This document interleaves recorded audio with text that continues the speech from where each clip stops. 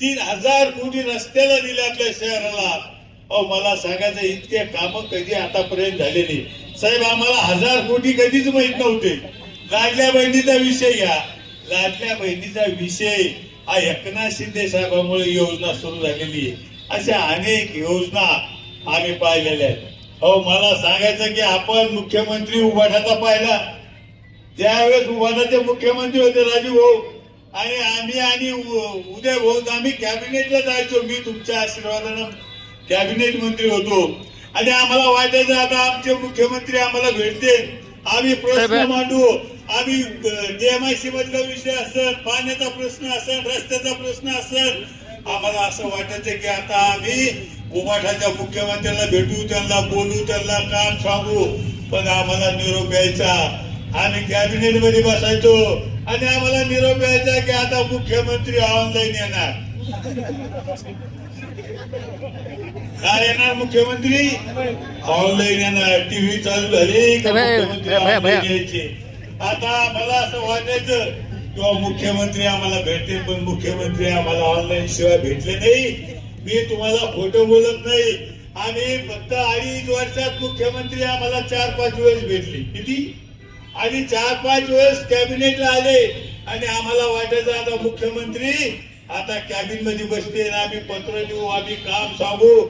आम्ही त्यांच्याकडे जायचो. कॅबिनेट संपली का ते दुसऱ्या दारात जायचे. मला सांगा असा मुख्यमंत्री आपल्याला भेटला. अहो ऑनलाईन मुख्यमंत्र्याला आम्ही पाहायचो. टीव्ही बंद झाली का ऑफलाईन व्हायचे. काय काम. असा मुख्यमंत्री आम्ही 2.5 वर्ष पाहिला आणि आता सांगतात की आम्ही हे काम करू, आम्ही ते काम करू. अरे मला सांगा हे काम करू शकले नाही तुम्ही आणि आज तुम्ही वल्गना करता कामाच्या. 2.5 वर्ष तुम्ही पाणी देऊ शकले नाही, त्या योजनेला चालना देऊ शकले नाही. उभाटानं इथं घागर मोर्चा काढला. अहो यांच्या मोर्चाला उन्हे आलं नाही. ही परिस्थिती यांची झाली साहेब. असे अनेक विषय सांगासारखे. मला सांगा हा उद्योग मंत्री होता सुभाष देसाई, उभाटाचा उद्योग मंत्री होता. हा फक्त विमानाने यायचा आणि रामा हाटलीत थांबायचा. सकाळी यायचा, संध्याकाळी बॅग घेऊन जायचा. मी खोटं बोलत नाही. रात्र झालेली मी आयुष्यात. आणि आम्ही कधी रामामध्ये जायचो आणि त्यांना भेटायचो. साहेब आम्हाला भेटायचं, पण त्यांचे PS सांगायचे होते कामासाठी एक होते का काय हेच कर.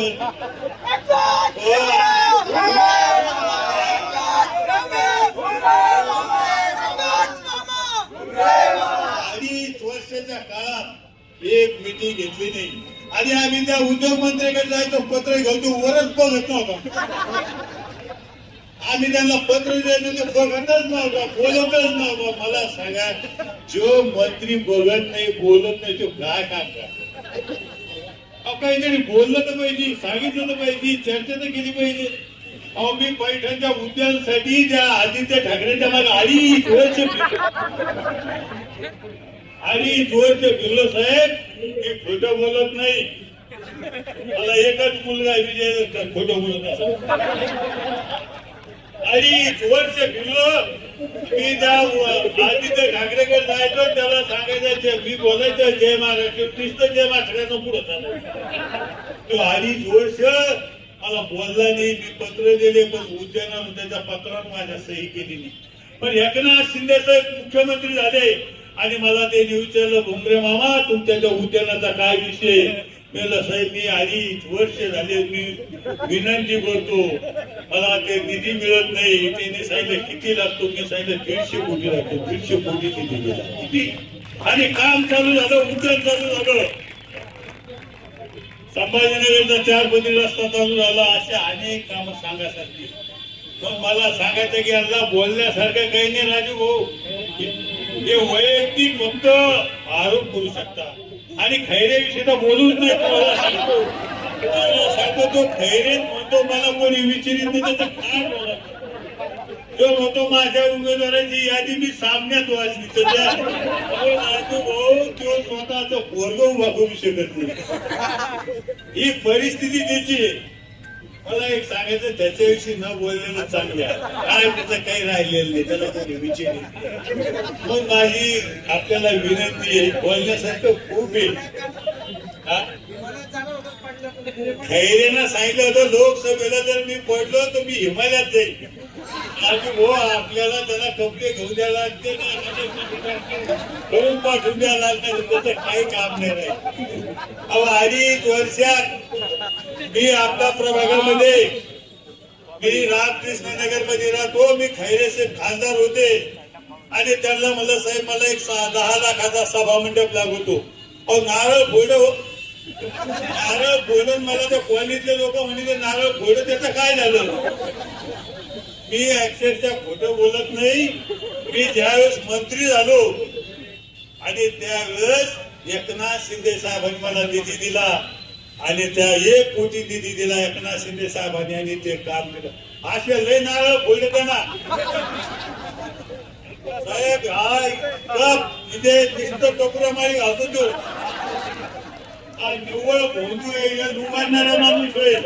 आणि म्हणून मला सांगायचं, या खैरेपासून या उभाट्यापासून सावध राहिलं पाहिजे. कारण आता ह्या पक्षात दोघच राहिलेले, हे दोघं हे पक्ष उभाटा संपल्याशिवाय राहत नाही. तुम्ही 16 तारखेला पहा, 17 तारखेला यांच्याजवळ कोणीच राहत नाही. ही परिस्थिती आहे. म्हणून आता सावंतसाहेब बोलणार आहे, खूप काही बोलताय. तर मी ग्रामीण भागातला माणूस आहे, मला कॅबिनेट मंत्री केलं एकनाथ शिंदे साहेबांना. मी शेतकऱ्याचा मुलगा आहे, तुम्ही जाता आता मला बघता. आणि मला खातं दिलं, कोणतं शेतकऱ्याचं खातं दिलं, कोणतं दिलं रोजगार हमी आणि फलोत्पादन. आपण सगळे ग्रामीण भागातले या खात्याला मी ₹10 आणायचं काम मी केलं.